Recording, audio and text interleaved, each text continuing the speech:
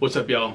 Today I'm going to do a little bit of a review on the Victory VAP TKOs, specifically the gamers. I'm changing up my arrow setup this year. Last year and years before, I used these Easton Bloodlines, which are not super expensive. These are 330 grain. I was using 100 grain and expandable broadhead, just the regular Knox. I don't know what these came in at, but I know that I was not getting the penetration that I wanted. One deer I killed season before last, I hit her back. It was a farther shot, but it just didn't get good penetration. I didn't even hit any bone. The deer that I videoed last year, I hit a rib, and I was at 19 yards. I feel like even with hitting a rib, it should have had more power. So I started looking at FOCs and what weight for bows and blah blah blah, all that cool science stuff. And I wound up checking my arrows, and I think they were like a 9 something FOC, which knowing now that's terrible. So I started looking at what I needed to get, did all the math stuff, and landed on these. I went with a micro diameter just for the extra penetration. These are a 350 spine. Like I said, the VAP TKO. I'm running a 50 grain insert that they come with, and then I'm going to a 125 broadhead or tip. I haven't decided on my broadheads yet. I know I'm going to go fixed blade. I think I want to go with the Day 6 Evos. I was looking at the iron wheels, but I like the build on the Day 6 is a little bit better after listening to that Remy Warren podcast, which was pretty good.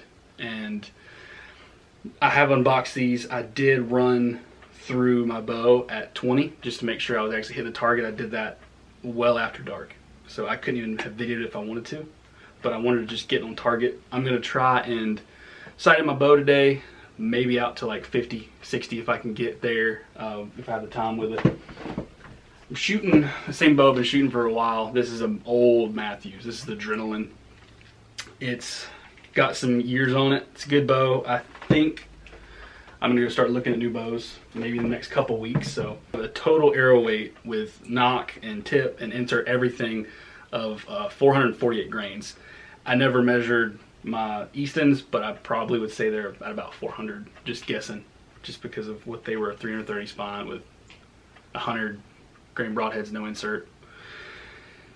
And then my FOC on these, 16.7, which is, I was hoping to get around 15, so I'm very happy to be at that. I think that's awesome. Gonna put some of these through the bow, see what we can do at like 40, 50, 60 yards and see how they fly.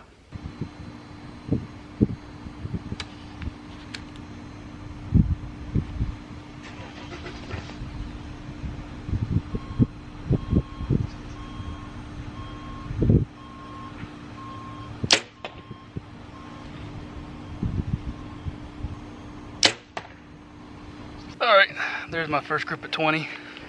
First ones of the day. Dealing with a little bit of wind.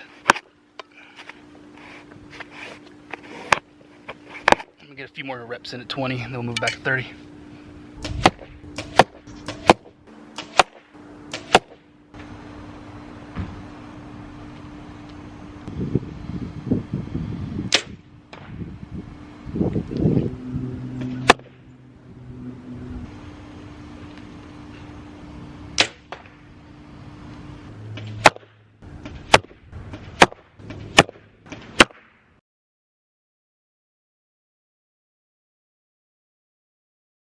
So I didn't choose a windy day to do this.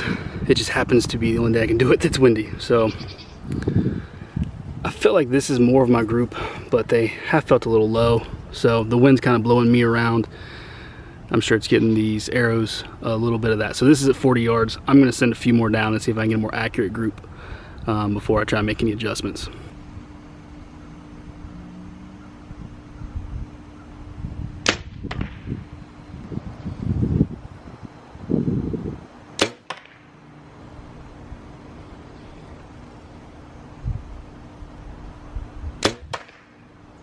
Uh-oh. This is 20. So I feel like I'm definitely consistently like to the left a little bit and low. So I'm gonna make some adjustments. I kind of skipped around doing 60. It was just very windy. 50 was just all over the place. And that crack was hitting the knock, so could have been a lot worse. So besides fighting like 30-mile-an-hour gusts, which was kind of cool to shoot in that just to see what the arrow did, I felt like it was blowing me around more than it was blowing the arrow. Like wherever I released at, I was rocking. I usually knew where I was releasing, and the arrow pretty much went right there at like 50 is as far as I went out. It was all over the place. Wasn't good, so I didn't show that. That was embarrassing. But it does show that these can definitely be shot in the wind. They cut through it being thin profile, and you know they have that high FOC, so they really got a lot of driving power to cut through that wind. I have a good bit of experience with like the Carbon Express Maximas. I shot those for a lot of years, and then lately the Eastons. So first impression with Victory, I really like them. I like them a lot better. They're more expensive than the ones I had been shooting. I think these are the gamers. I didn't go the elites. I was gonna get them, but everything I read pretty much said you'd have to be like an Olympic shooter to tell a difference in that .03 straightness or whatever. So one of the gamers, I think these were 115 or something like that on Lancaster. So next step is probably looking at new bows and then getting that tuned up to shoot these. I think that'll give me a lot more consistency because this is a very old bow. It's not necessarily set up for me. It's got a little shorter draw than I prefer. For me, I'm about a 28.5. That one's like a 27.5. So I kind of max out a little shorter than I like. I'm also thinking about getting into a thumb release. So I'm gonna put a lot of work into bow hunting and archery in general this summer and this year for this bow season. I got all my stuff ordered. I got my saddle coming in, so I'm gonna do a lot more hunting that way and lean less on the rifle until the freezer gets a little less stocked. But yeah, I'm pretty excited. Hopefully I'll be able to put some more cool videos out and doing bow stuff. I'm sure there's like dozens of hundreds of videos on these, so if you like this, please drop a comment, like it, subscribe if you can, and we'll see you next time.